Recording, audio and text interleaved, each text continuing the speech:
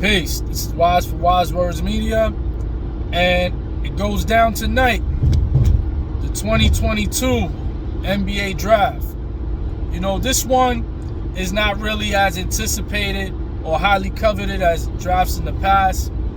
And I'm not gonna say that there's a lack of talent, but I'm gonna say it's more of the pandemic. You know, there's a lot of players that didn't really get to fully showcase who they are, especially guys that are juniors and seniors. They didn't really get to fully showcase their potential because, you know, a whole season and a half or whatever was cut short due to the pandemic. But, you know, you do got some guys that are supposed to be standout studs that when they get drafted, they have the potential to change the direction of their franchise that they'll be joining. You know, you got guys like Holmgren from Gonzaga. You got Jabari Smith from Auburn. And one very interesting fella whose name has been for some weird reason circulating with my New York Knicks. You have Jaden Ivey. And Ivey would be, of course, somebody that I would love to have, because the comparison is to who? None other than my main man, Russell Westbrook. So, of course, I would love to have a Westbrook on my team. But, yes, I am a Knicks fan. And I'm a different type of Knicks fan. I'm a realist Knicks fan. I'm real, you know. Guess it's the 5% in me that deals with facts and not illusion. So, yes, I deal with the reality that my front office is atrocious. They are horrible. A history of being horrible. And that has not proven to change recently. You give Julius Randle a 3-year extension based on one good season. They extend him based on one good season. This is a team that drafted Tim Hardaway Jr., right? They let Tim Hardaway Jr. go, and then they brought back Tim Hardaway Jr. and paid like $20 million more than any other team wanted to pay for him. They gave him like $60 million. Yo, I mean, this is what today's topic for me is going into tonight's drive. Tonight begins the NBA season. Forget what you hear, forget what old media tells you that the NBA season starts July 1st with free agency. That's just what they want you to hear, because old media is all based upon, like I've told you before, the superstars. They're all based upon big names. So this is good for their networks when they have stories to report, you know. But no, the NBA season doesn't start July 1st on free agency. It doesn't start in preseason, mini camps. It doesn't start even in October during tip-off. That is not the beginning of the NBA season. The NBA season begins every draft night. Why? Because on draft night, that's how good teams become good, dynasties begin to form, and horrible teams remain horrible. So, case in point, my lovely New York Knicks. They have a Julius Randle, who's only like 25 at the time, very young still. And they have been in dire need of a point guard. They drafted Frank Nikita Koloff, whatever his name is. And they draft this guy. And after a few years, they knew he ain't it. They let him go. You got Julius Randle. And knowing you need a point guard,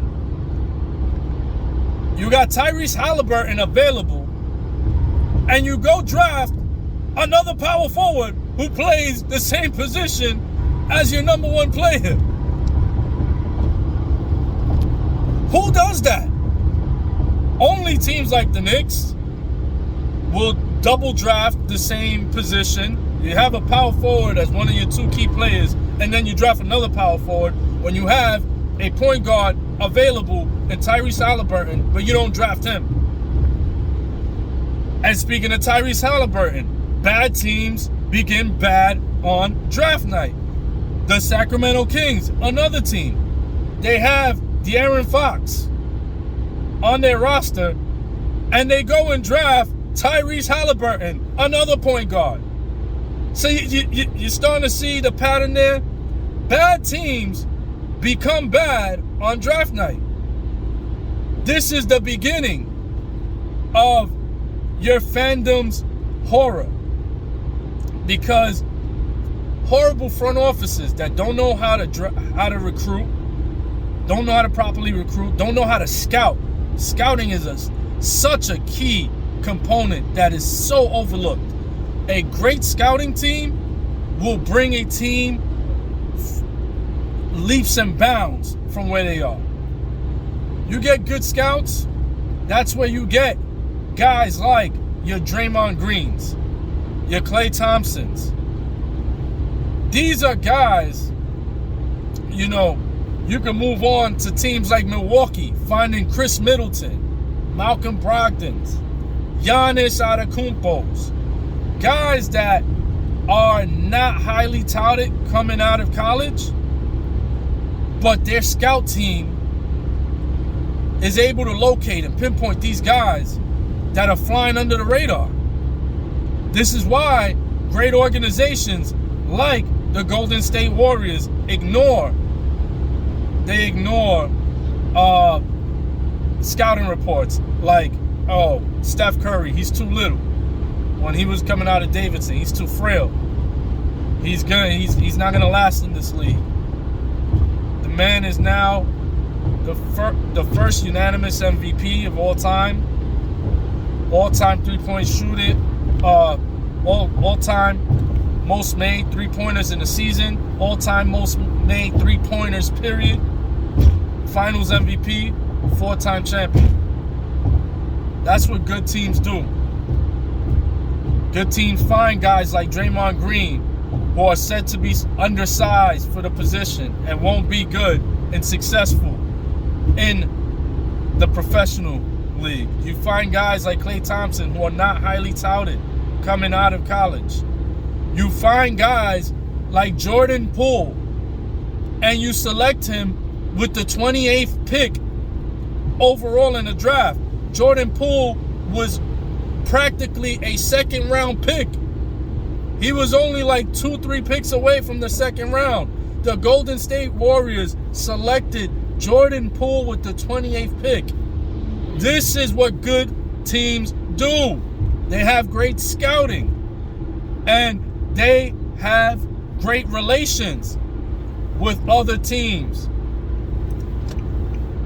This is what great teams do. Great teams scout, recruit, and they build accordingly. They start to find free agents that can not only help aid in the growth and development of these players that are on the come up, but can also be key contributors in high profile spots during the playoffs when these guys are still young and developing. This is when you get your Andre Iguodala's that become finals MVP, because a guy like that, you put him around guys like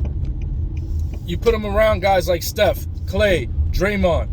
You put him around guys like that, you put shooters, your floor spacers, and you get a guy that's like that, a veteran savvy slasher that can defend. You just added a valuable veteran to a great nucleus. And that's what teams like the San Antonio Spurs have done. The San Antonio Spurs, just like the Golden State Warriors, were able to rebuild as they were winning championships, which is why they had such a long storied success.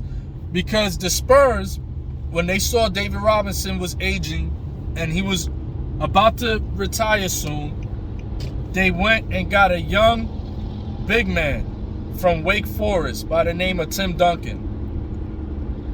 That was supposed to be the successor to their number one player, David Robinson. He comes into that system. Avery Johnson was the point guard for their championship winning teams. They knew he was aging. They needed a point guard. They go and draft Tony Parker. They knew that Sean Elliott was their other key wing guy. They knew they were going to need a new wing guy. They went and got Manu Ginobili. So as they were winning championships with the Kerrs and the Robert Horrys and the Elliots and the Johnsons, they were already grooming the Tony Parkers, the Manu Ginobilis. They had these guys already coming up. Then when the Manu Ginobilis and the Parkers were already getting older, they went and got what's the name? And Tim Duncan, they went and got Kawhi Leonard. When they knew that Manu was on his way out, the wing player, they went and got Kawhi Leonard. They went and got Aldridge, LaMarcus Aldridge, who was a highly touted free agent at that time. They went and got him to replace it. So this is what good teams do. Good teams, they begin good during the draft. They drafted a Tony Parker that he was from France. He wasn't highly known in the United States, but they drafted him. They went and drafted Manu Ginobili, another person who wasn't highly known in the States. He's from South America. So they went and got him. They went and got Kawhi Leonard, all while they're winning championships. Golden State is doing the same thing as we speak. Golden State has their new Draymond Green and Kuminga. Kuminga's only 19 years old. He is going to be a beast in the future. They got Jordan Poole already, their new Steph/Clay in the works. They got guys like your Loonies and, they got their young players. They got James Wiseman, who wasn't even a part of the season. James Wiseman has been highly touted coming out of college to be one of the next greatest big men in the league. And they got him. They won a championship without him. And he's on the roster. So you got Poole, Kuminga, Wiseman. This is what great teams do. Great teams draft well, and great teams begin on draft night because of their great drafting, the little diamonds in the roughs that they find, the people that are overlooked. Those are the people that they have on the bench. They groom, they develop them. And then this is how they are able to win championships and still remain a competitive team even probably go on to win championships even when their older players retire, like the Spurs. So Golden State's following that model. Bad teams start bad on the draft. Like Sacramento, drafting a point guard in Halliburton when you had De'Aaron Fox. The Knicks, drafting, Obi Toppin. I like Obi. I like him. He's good. But that wasn't what we needed. We needed a point guard. You had a point guard there that was one of the guys that, you were hearing like this is a must-pick guy. And Tyrese Halliburton had a really good rookie campaign and a good follow-up season. So, draft night is when bad teams begin to be bad and when good teams begin to be good. So tonight's draft is a very peculiar draft.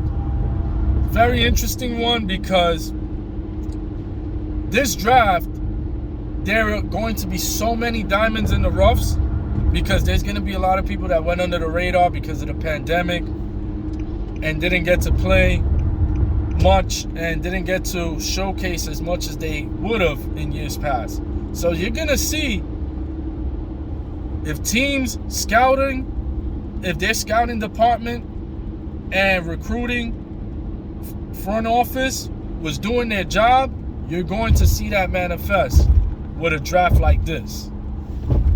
So hopefully, my Knicks can make some kind of magic happen, even though they got the 11th pick. I don't see how that's gonna happen, but hopefully their scouting's on point.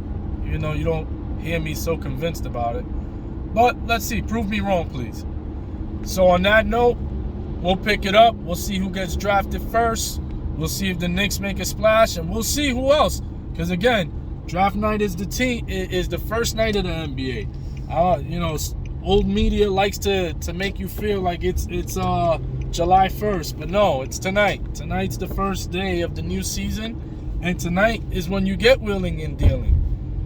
People get traded tonight. Yes, people get traded on draft night. Players in the NBA get traded draft night. It's just the big names, the big splashes rarely happen. They rarely happen on draft night. So this is why they don't announce it as much. And they want you to wait for July 1st so they can have stuff to report. It's business. But anyway, enjoy the draft. Good luck to your team. No. Your team. And let's go Knicks. Peace.